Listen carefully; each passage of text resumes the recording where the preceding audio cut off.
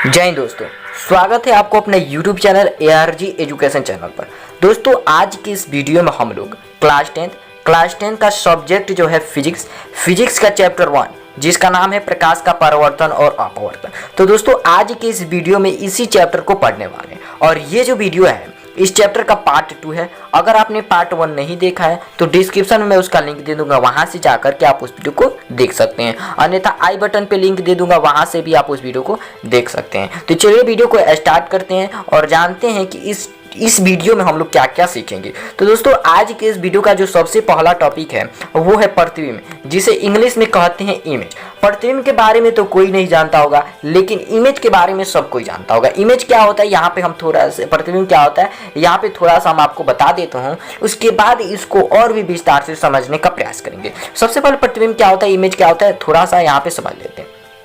देखिए, जब किसी भी दर्पण या वस्तु के सामने जब किसी भी दर्पण के सामने जब कोई वस्तु रखी जाती है तो उस वस्तु का क्या बनता है, प्रतिबिंब बनता है, इमेज बनता है। देखिए ये हमारा है, थोड़ा अच्छी तरह से दर्पण बनाइएगा, ये हमारा है दर्पण। जब किसी भी दर्पण के सामने कोई वस्तु रखी जाती है, यहाँ मान के चलिए कोई वस्तु रखी गई है, तो जब किसी भी दर्पण के सामने कोई वस्तु रखी जाती है तो उस वस्तु से जब वस्तु रखी जाएगी तो इस वस्तु से अनेकों किरणें निकलती है, कई सारी किरणें निकलती है। तो ये इसमें से कई सारी किरणें जो होंगी दर्पण पर टकराएंगी, तो उन सभी किरणों को हमें नहीं लेना है, दो ही किरण लेंगे और किरण लेने का भी तरीका होता है। ये सब हम लोग आगे अगले वीडियो में समझेंगे, लेकिन कैसे बनेगा प्रतिबिंब ये हम लोग अभी समझेंगे। लेकिन सबसे पहले यहाँ पे थोड़ा सा समझ लीजिएगा प्रतिबिंब क्या होता है। तो जब किसी भी दर्पण के सामने वस्तु रखी जाती है तो उस वस्तु का प्रतिबिंब बनता है। क्या बनता है, प्रतिबिंब बनता है। और ये प्रतिबिंब जो बनता है वो दो तरह से बनता है, या तो दर्पण के आगे बनेगा, दर्पण का अगर आगे प्रतिबिंब बनता है तो वैसे प्रतिबिंब को हम लोग अवास्तविक प्रतिबिंब कहते हैं। दर्पण के पीछे अगर प्रतिबिंब बनता है तो वैसे प्रतिबिंब को हम लोग आभासी प्रतिबिंब कहते हैं। इन दोनों को हम लोग समझने वाले हैं, लेकिन सबसे पहले हम लोग समझ लेते हैं प्रतिबिंब क्या होता है। इसके बारे में उसके बाद हम लोग डायग्राम के द्वारा समझेंगे कि प्रतिबिंब क्या होता है। ठीक है, क्लियर इतना बात, प्रतिबिंब कैसे बनता है, क्या होता है, इस सब के बारे में। अब चलिए थोड़ा समझते हैं, प्रतिबिंब की थोड़ी परिभाषा यहाँ पे देख लेते हैं। ठीक है, समझिएगा। किसी बिंदु स्रोत से आती प्रकाश की किरणें दर्पण से परावर्तन के बाद जिस बिंदु पर मिलती है, जिस बिंदु से आती हुई प्रतीत होती है, उस बिंदु स्रोत का क्या कहते हैं, प्रतिबिंब कहते हैं, इमेज कहते हैं। कोई बिंदु स्रोत है, मानकर चलिए कोई बिंदु स्रोत, हम कोई वस्तु ही ले लेते हैं, उस वस्तु से प्रकाश क्या हो रहा है, निकल रहा है। क्या हो रहा है, प्रकाश आ रहा है। कहाँ पे आ रहा है, दर्पण पर आकर के पड़ रहा है। दर्पण पर जैसे ही प्रकाश पड़ेगा तो वहां से प्रकाश का परावर्तन होगा। तो उसके बाद उस दर्पण से पड़ने के बाद क्या होता है, परावर्तन होता है। परावर्तन के बाद वह किरणें जिस भी बिंदु पर मिल जाए, दो किरणें लेते हैं, वह दो किरणें जो होंगी, वह दो किरणें, प्रकाश की किरणें जो आएंगी, वह दोनों किरणें दर्पण पर पड़ेंगी। दर्पण पर पड़ने के बाद उन दोनों किरणों का परावर्तन होगा। वह दोनों किरणें जिस जगह जाकर के आपस में काटेंगी, आपस में क्या होंगी, मिलती है, वही जो बिंदु होगा, या जिस बिंदु से वह आती हुई प्रतीत होती है, तो वही जो बिंदु होगा, वही बिंदु क्या कहलाता है, प्रतिबिंब कहलाता है, इमेज कहलाता है। क्लियर इतना बात, समझते हैं थोड़ा डायग्राम के द्वारा। ये हमारा एक दर्पण है, इसके बारे में कमेंट की जगह बताइएगा ये कौन सा दर्पण है। इसके बाद हम लोग इसी टॉपिक्स के बारे में बात करने वाले दर्पण के बारे में। ठीक है, ये हमारा दर्पण है और ये हमारा है मुख्य अक्ष। ये हमारा यहाँ पे P होता है जिसे ध्रुव कहते हैं, ये होता है F होता है कैपिटल F जिसे मुख्य फोकस कहते हैं, और ये होता है C। देखिए यहाँ पे हमने क्या किया, एक दर्पण ले लिया। दर्पण के सामने अब हमें कोई वस्तु रखना है। तो चलिए यहाँ पे हमने एक वस्तु रखा, तो हमने आपको बताया कि किसी भी वस्तु से क्या होता है, अनेकों किरणें निकलती। कितनी किरणें निकलती है, अनेकों किरणें निकलती। कैसी किरणें निकलती है, कोई प्रकाश आ रहा था तो इस वस्तु पर पड़ता है, तो वस्तु जो होता है प्रकाश को कुछ अवशोषित कर लेता है और बाकी प्रकाश को क्या कर देता है, विकृत कर देता है, फैला देता है, परावर्तन कर देता है। तो वही यहाँ से परावर्तन होगा। तो इस वस्तु से भी होगा। तो इस वस्तु से किसी भी वस्तु का अगर हमें प्रतिबिंब बनाना है तो दो किरणें लेना पड़ेगा।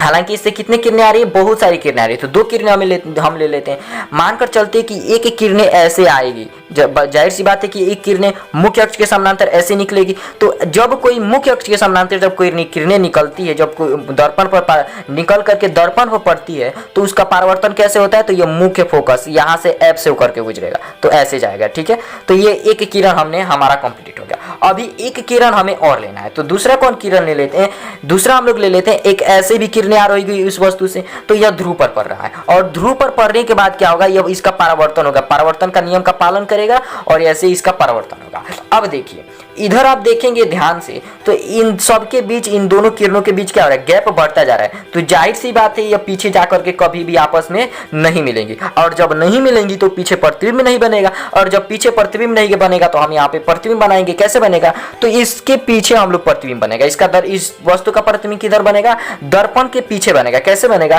तो ये जो हमारा जो हमने किरण लिया इसको हम पीछे की ओर कैसे डॉट डॉट लाइन से दर्शाएंगे। ठीक है, आप अच्छी तरह से दर्शाएगा, और इस रेड वाले को भी हम लोग क्या करेंगे, डॉट डॉट लाइन से यहाँ पे दर्शा देंगे। तो देखिए यहाँ पे जहाँ पे यह दोनों किरणें मिलेंगी वहीं पर क्या बनेगा, इस वस्तु का प्रतिबिंब बनेगा। तो ये जो प्रतिबिंब बना, बताइएगा ये दर्पण के पीछे जब बना तो ये प्रतिबिंब कैसा बनेगा, ये हमारा जो प्रतिबिंब बनेगा ये प्रतिबिंब होगा आभासी प्रतिबिंब, क्योंकि दर्पण के पीछे बना है। और हमने बताया था दर्पण के जब पीछे कोई वस्तु का प्रतिबिंब बनता है तो वह प्रतिबिंब आभासी प्रतिबिंब होता है। ठीक है, तो ये कौन सा प्रतिबिंब है, आभासी प्रतिबिंब है। क्लियर बात। तो यहाँ पे हमने इस वस्तु को रखा तो यहाँ पे इसका प्रतिबिंब बना, तो ये आभासी प्रतिबिंब बना इस वस्तु का। ठीक है, अब चलिए एक और उदाहरण के द्वारा हम लोग समझ लेते हैं, और वहां पे हम लोग ले लेते हैं एक वास्तविक प्रतिबिंब को।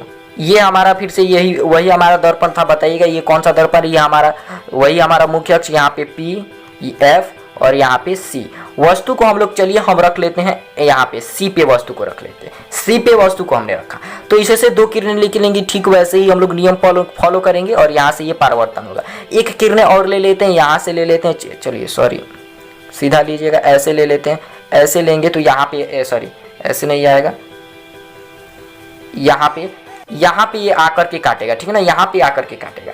ठीक है, यहाँ पर आकर के काटेगा। ठीक है ना, यहाँ पे थोड़ा गड़बड़ा गया है। ठीक ना, यहाँ पे रही ये आकर के क्या करेगा, यहाँ पर ये आकर के काटेगा और इस वस्तु का प्रतिबिंब यहीं पे बनेगा। तो इस वस्तु का यहाँ पे देखें कि इस वस्तु का प्रतिबिंब कहाँ बना, दर्पण के आगे बना। हालांकि इन सब के बारे में हम लोग आगे बात करेंगे, आपको ये सब नाप तोल के बनाएंगे ना तो ये अच्छी तरह से बनेगा। ये जो प्रतिबिंब बनेगा वो डायरेक्ट यहाँ पे C पर ही बनेगा। तो ये प्रतिबिंब जो बना है ये वास्तविक प्रतिबिंब बना है। कौन सा प्रतिबिंब बना है, वास्तविक प्रतिबिंब बना है। इन सब के बारे में हम लोग अगले वीडियो में कवर करेंगे। तो ये वास्तविक प्रतिबिंब होता है। प्रतिबिंब के बारे में क्लियर। वास्तविक प्रतिबिंब थोड़ा जान लेते हैं। प्रतिबिंब दो प्रकार का होता है, वास्तविक प्रतिबिंब को इंग्लिश में रियल इमेज कहते हैं, दूसरा होता है आभासी प्रतिबिंब या काल्पनिक प्रतिबिंब, इसे इंग्लिश में वर्चुअल इमेज कहते हैं। वास्तविक प्रतिबिंब क्या होता है, हालांकि हमने आपको डायग्राम के द्वारा समझा ही दिया, यहाँ पे थोड़ा समझ लेते हैं वास्तविक प्रतिबिंब की परिभाषा कैसे देंगे। ठीक है, रियल इमेज इसको इंग्लिश में कहते हैं।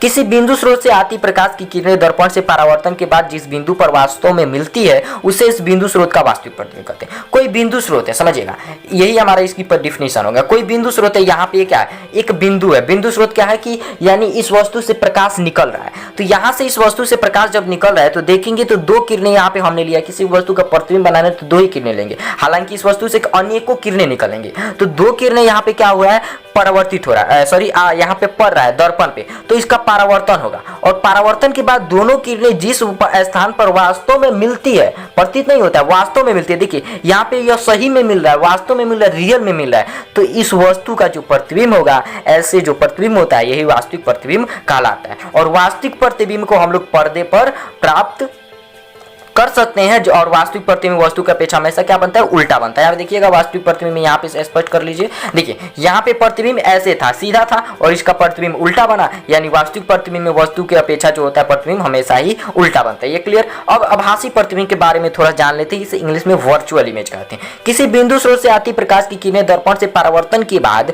जिस बिंदु से आती हुई प्रतीत होती है उसे उस बिंदु स्रोत का आभासी प्रतिबिंब कहते हैं। इसमें क्या होता है, वह आती हुई प्रतीत होती है, उसमें क्या हो रहा था, वास्तव में मिल रहा था, तो इसमें आती हुई प्रतीत होती है। आती हुई कैसे प्रतीत होती है, यानी ऐसे कल्पना किया जाता है, जैसे यहाँ पे इस डायग्राम में देखिएगा, ऐसे हमने कल्पना किया कि ये किरणें पीछे की ओर क्या हो रही है, आ रही है, कल्पना कर रहे हैं और ये आकर के यहाँ पे मिल रही है। तो ऐसा जो प्रतिबिंब बना, ऐसा ही प्रतिबिंब आभासी प्रतिबिंब कहलाता है। और आभासी प्रतिबिंब हमेशा वस्तु का अपेक्षा सीधा बनता है। ध्यान दीजिएगा, यहाँ पे वस्तु ऐसा था, सीधा था, और ऐसा ही इसका भी प्रतिबिंब बना, यानी वास्तविक प्रतिबिंब वस्तु हमेशा क्या बनता है, सीधा बनता है, और इसको हम लोग पर्दे पर नहीं प्राप्त कर सकते। इसको हम लोग क्या करते हैं, पर्दे पर नहीं प्राप्त कर सकते हैं, जबकि वास्तविक प्रतिबिंब को हम लोग पर्दे पर प्राप्त कर सकते थे। अब हमारा जो अगला टॉपिक है वो है दर्पण। क्या है दर्पण, दर्पण क्या होता है, यहाँ पे थोड़ा समझ लेते हैं। दर्पण के बारे में थोड़ा समझिएगा, आगे हम लोग दर्पण के प्रकार इन सब के बारे में बात करने वाले हैं। ठीक है, देखिएगा, दर्पण या जिसे आईना भी कहते हैं, साधारण भाषा में हम लोग इसे आईना भी कहते हैं,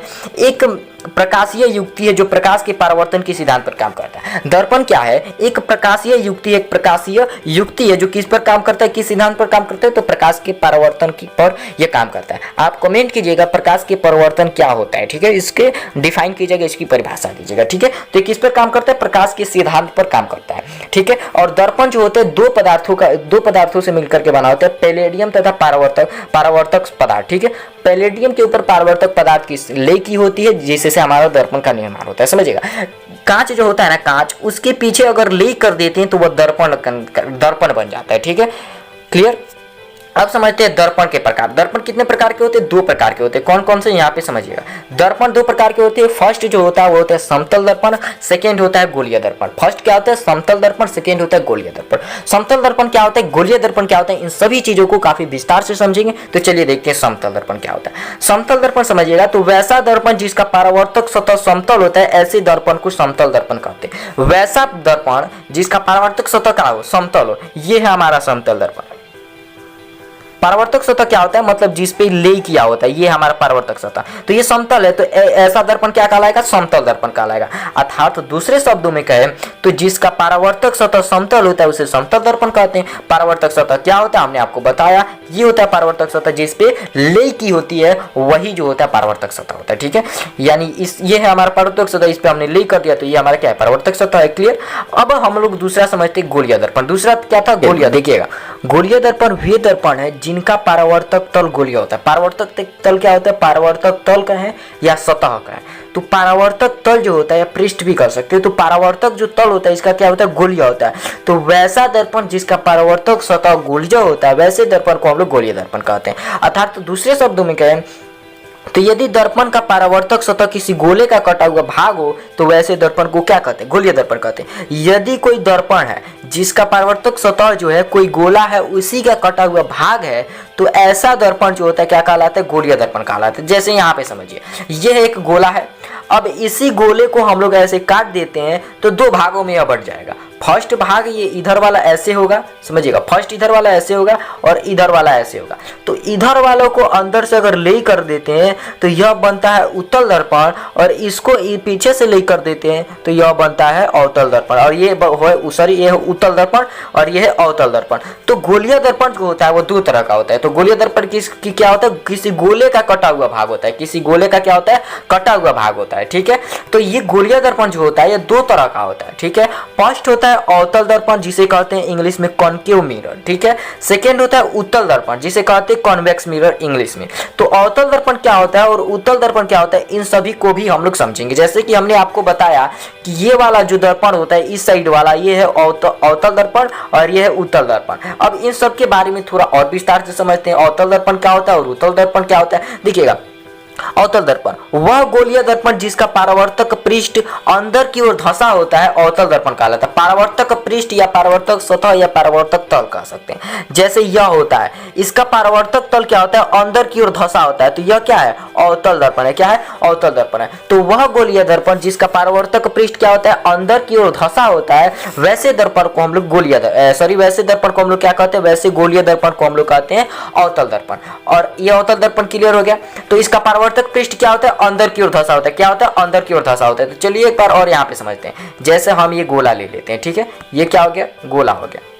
अब इस गोले को ले लें तो इस साइड वाला इसको हम लोग काट लेते हैं, इस साइड वाला ये वाला जो है अवतल दर्पण है, ठीक है। और ये देखेंगे तो यह क्या है? अंदर की ओर धंसा हुआ है। क्या है? अंदर की ओर धंसा है, तो यह क्या है? अवतल दर्पण। ये पीछे से ले कर देंगे तो अवतल दर्पण हो जाएगा। अवतल दर्पण क्लियर। अब उत्तल दर्पण देखिएगा, इसे इंग्लिश में कहते हैं कॉन्वेक्स मिरर। ये क्या होता है? तो वह गोलीय दर्पण जिसका परावर्तक पृष्ठ बाहर की ओर उभरा होता है अर्थात उठा होता है, और उत्तल दर्पण कहलाता है। इसमें देखिए ये क्या है? यह उत्तल दर्पण है। इसका परावर्तक पृष्ठ क्या है? ऊपर की ओर क्या है? उठा हुआ है, या फिर कह सकते हैं उभरा हुआ है। तो यही हमारा क्या है? उत्तल दर्पण है। कुछ इस तरह से होगा उत्तल दर्पण, ऐसे होगा, और इसको हम लोग अंदर से ले कर लेते हैं ऐसे। ये हमारा क्या है? उत्तल दर्पण है। तो उम्मीद करता हूं दर्पण के बारे में आप अच्छी तरह से समझ गए होंगे। अब चलिए समझते हैं दर्पण से संबंधित कुछ विभिन्न पद होते हैं, दर्पण से संबंधित कुछ सूत्रें होती है, उसको हम लोग देखते हैं। जैसे कि पोल होता है, हमने आपको वहां पे अगले प्रतिबिंब जब समझा रहे थे तो वहां पे हमने P और F और C लिया था, वो क्या होता है इसमें हम लोग समझेंगे, ठीक है।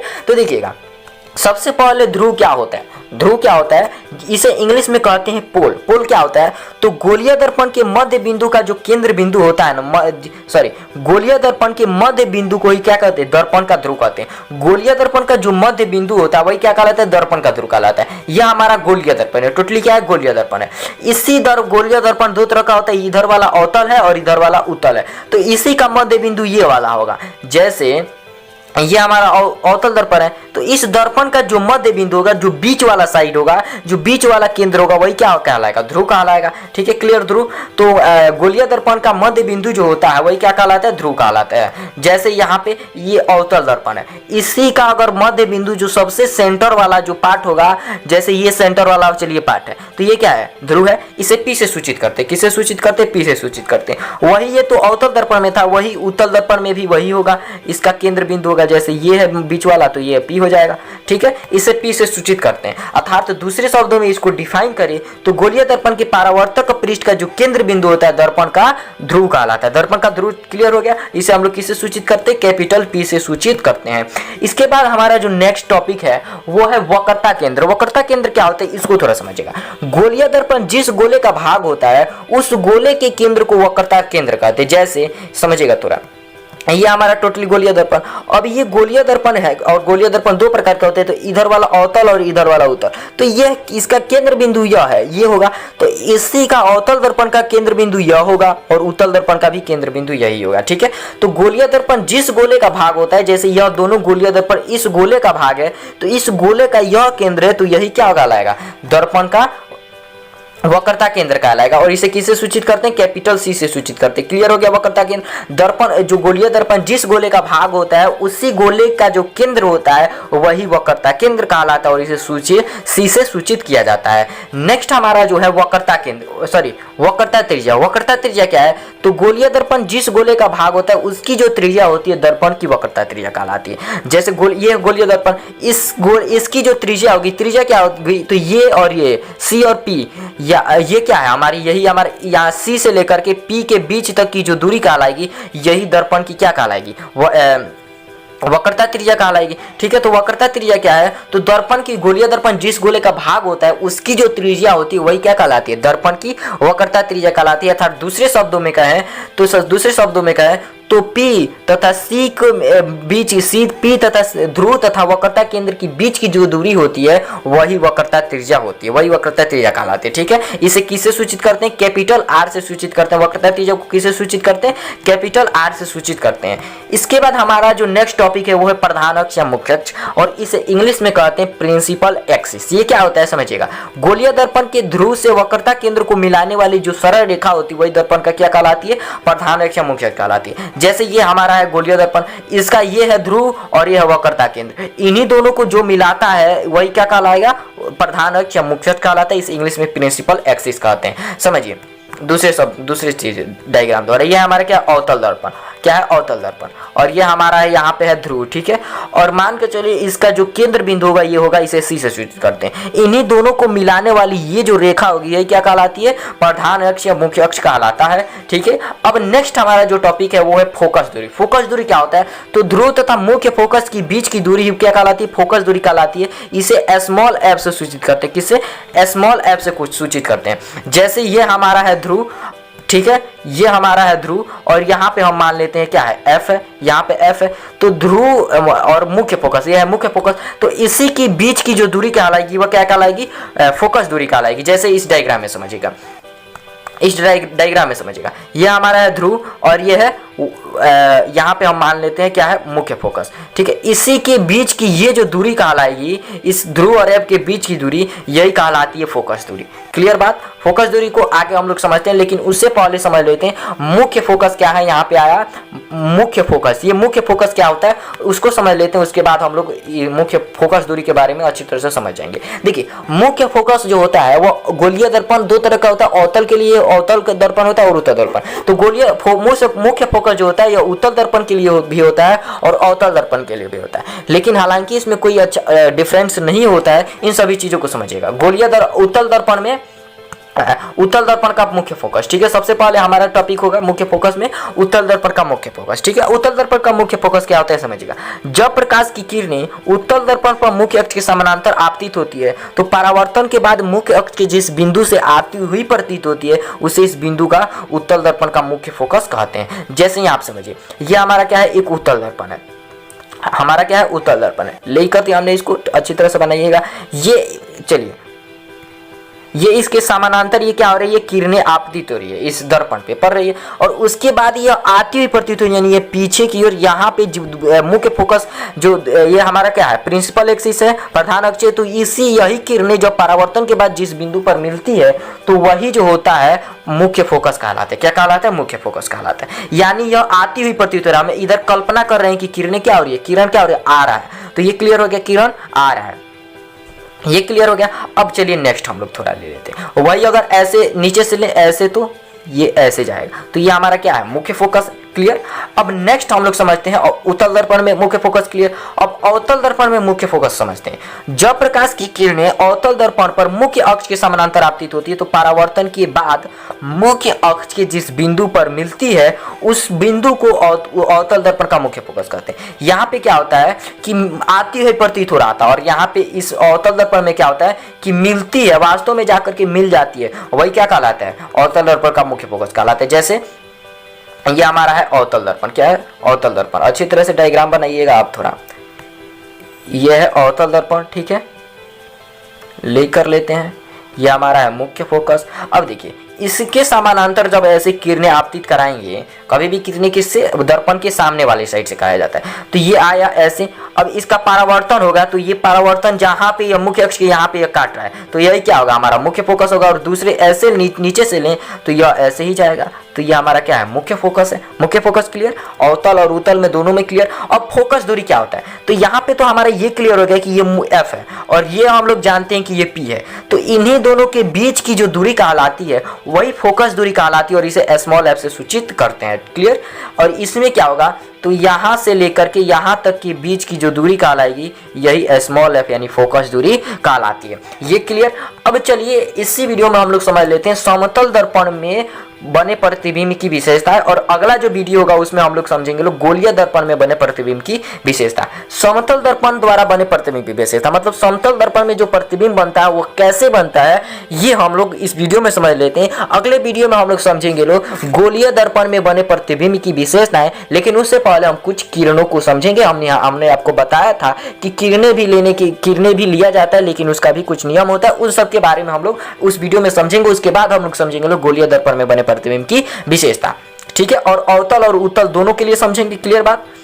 तो सबसे पहले समतल दर्पण द्वारा बना प्रतिबिंब की विशेषता क्या होती है, ये देखिएगा। समतल दर्पण में प्रतिबिंब कैसे बनता है, हालांकि यही हमें इसमें देखना है। तो देखिएगा, समतल दर्पण में जो प्रतिबिंब होता है वह दर्पण के पीछे बनता है। समतल दर्पण में प्रतिबिंब कहाँ बनता है, तो दर्पण के पीछे बनता है। दूसरी इसकी विशेषता क्या होती है, प्रतिबिंब का आकार, समतल दर्पण में जो प्रतिबिंब होता है उसका आकार जो होता है वस्तु के आकार के बराबर होता है। किसके आकार के बराबर होता है, वस्तु के आकार। प्रतिबिंब का आकार जो होता है वह वस्तु के आकार के बराबर होता है। दूसरी विशेषता ये रही, एग्जाम में पूछता है। ये थर्ड क्या इसकी विशेषता है, थर्ड इसकी यह विशेषता है कि समतल दर्पण में जो प्रतिबिंब होता है वह वस्तु की अपेक्षा सीधा बनता है। समतल दर्पण में जो प्रतिबिंब होता है वह वस्तु की अपेक्षा क्या बनता है, सीधा बनता है। तो प्रतिबिंब वस्तु की अपेक्षा हमेशा ही सीधा बनता है।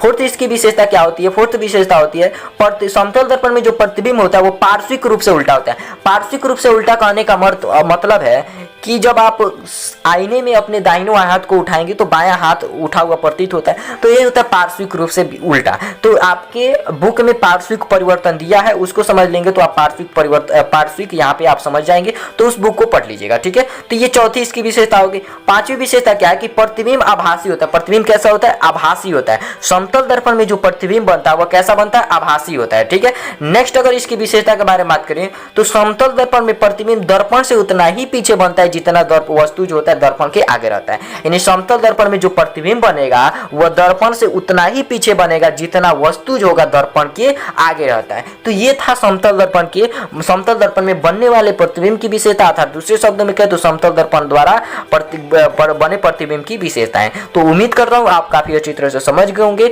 और अगले वीडियो में हम लोग समझेंगे लोग किरण के बारे में, यानी किरणें कैसे ली जाती है उस सब के बारे में हम लोग अगले वीडियो में समझेंगे। अर्थात दूसरे में शब्दों में गए तो गोलीय दर्पण के लिए किरण आरेख, गोलीय दर्पण के लिए हम किसी भी वस्तु का प्रतिबिंब बनाते हैं तो किरण लेना पड़ता है। तो वह किरण कैसे लिया जाता है, कैसे कैसे किरण लिया जाता है, उन सब के बारे में हम लोग अगले वीडियो में कवर करेंगे। और साथ ही साथ गोलीय दर्पण में बने प्रतिबिंब की विशेषता के साथ साथ गोलीय दर्पण दो प्रकार का होता है, अवतल दर्पण में बने प्रतिबिंब की विशेषता और उत्तल दर्पण में बने प्रतिबिंब की विशेषता, उन सभी चीजों को हम लोग अगले वीडियो में कवर करेंगे। तो चलिए आज की इस वीडियो में फिलहाल इतना ही। अगर ये वीडियो आपको अच्छा लगा हो तो लाइक कीजिएगा, शेयर कीजिएगा, सब्सक्राइब कीजिएगा और साथ ही साथ बेल आइकन को ऑन कर दीजिएगा। तो चलिए धन्यवाद, जय हिंद।